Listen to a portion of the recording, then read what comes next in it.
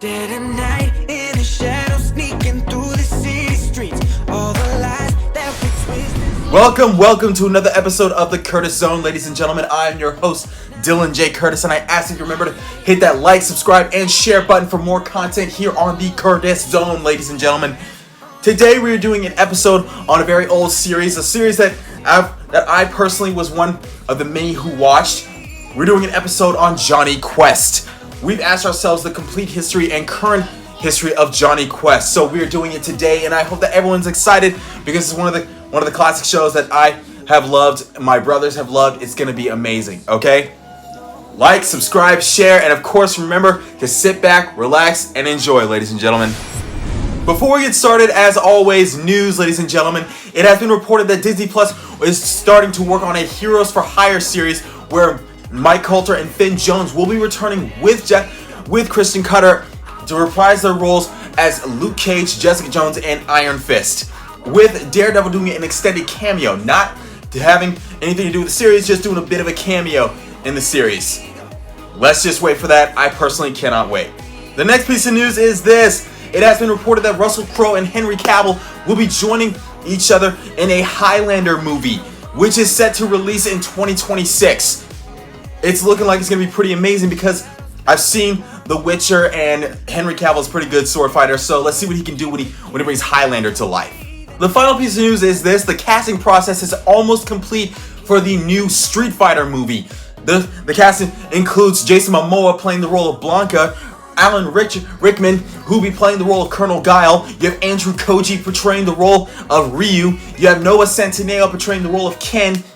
And we are getting a lot more reports that a lot of people will be joining the cast, including some people who will be playing the role of Cammy, which is being decided between Lily Reinhart and Hilary Duff. Personally, I kind of want Lily Reinhart to do it. She's been out of the spotlight for a while, so let's see what she's got. Now let's get started with this episode. Full disclosure, spoiler alert, there are no important moments that I want to talk about in this episode, so let's just get started anyway by talking about his debut. So hit that like and subscribe button if you want more.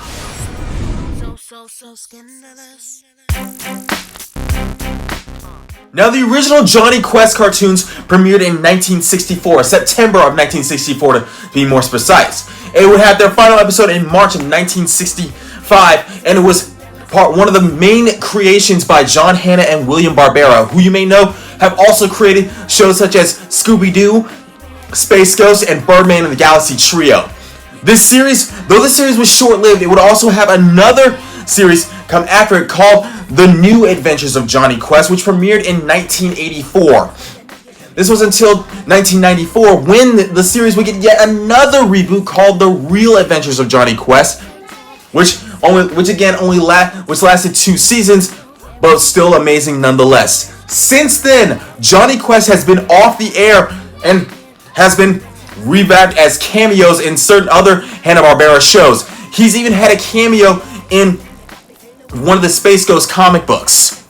Now, here's something that people don't know about Jonny Quest. The original inspiration of Jonny Quest was from an old DC comic book known as Challengers of the Unknown. And Jonny Quest also got a parody of it known as, you guessed it, The Venture Brothers.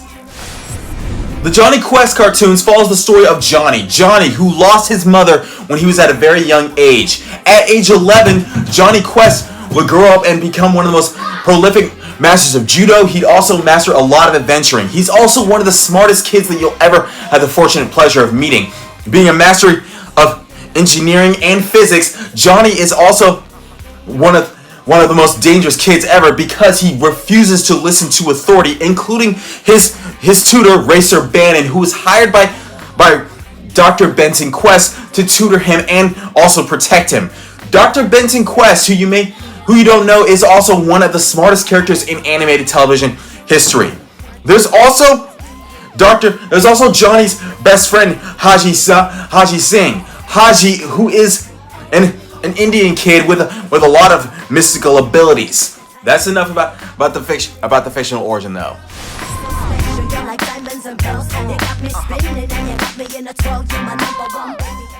Now, Jonny Quest has had a lot of famous adventures over the years. we're going to talk about some of his most famous ones. There are at least 4 of them that I want to talk about. The first being when he went inside of a volcano.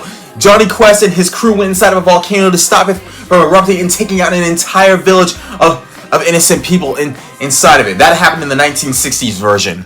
Another of his most famous adventures is when Jonny Quest and the crew went to Egypt. This was after Dr. Kareem steals and releases a mummy after stealing an Egyptian artifact. And so he blames the whole thing on the quest, on Dr. Benton Quest. However, Johnny has to return it to the mummy before his rage can go on any further. I loved it. You will love it. Watch it, my friends.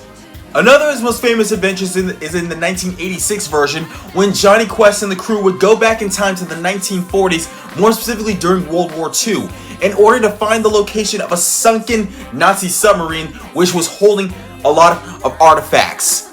I thought that was pretty cool because it was a slight little homage to Captain America. The final one we're going to talk about is in the 1996 version, when Jonny Quest and the crew have to stop an apocalyptic preacher from causing an apocalypse, and they have to do so by going into space. This is one of his most famous adventures because it was a slight little homage to Armageddon and a little bit of an homage to one of the Die Hard films as well. I loved it. You will love it. I specifically recommend that you watch it.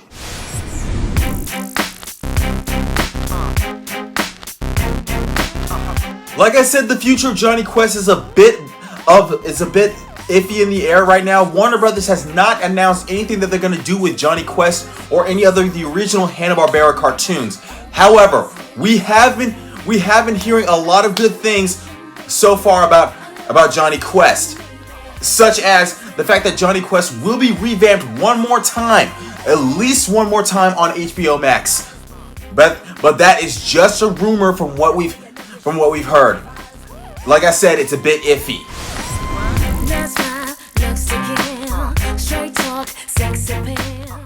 Now it's time for everyone's favorite part of these episodes, which is powers and abilities. Like I said before, Jonny Quest is one of the smartest characters in the world of action-packed children's programming, but not as smart as his father, Dr. Benton Quest. He is, however, a very skilled adventurer, archaeologist, scientist, and historian.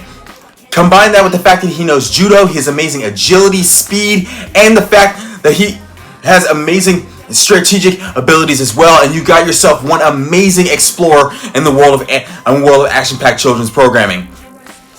Jonny Quest has a lot of technology at his disposal, which has been invented by his father, Dr. Benton Quest, and he's had training from his father, from his mentor, Race, to use all these things. So, with all that combined, who thinks that Jonny Quest is a very great character? With all that said and done, another episode of the Curtis Zone has come to a close, ladies and gentlemen. I ask that you remember to hit that like and subscribe button for more content here on the Curtis Zone, as well as if you want to see more of me, my smiling face, and of course more of my bouncing pecs, ladies and gentlemen. I can't wait to come back with more episodes, as you see down there. Next episode is going to be pretty fun, so be on the lookout for that. And if you like what you see, hit the like button. If you want to share this with people, hit the share button. If you want to see more, hit the subscribe button. Don't be shy, everybody. You know we love it when you do. See you soon. Peace.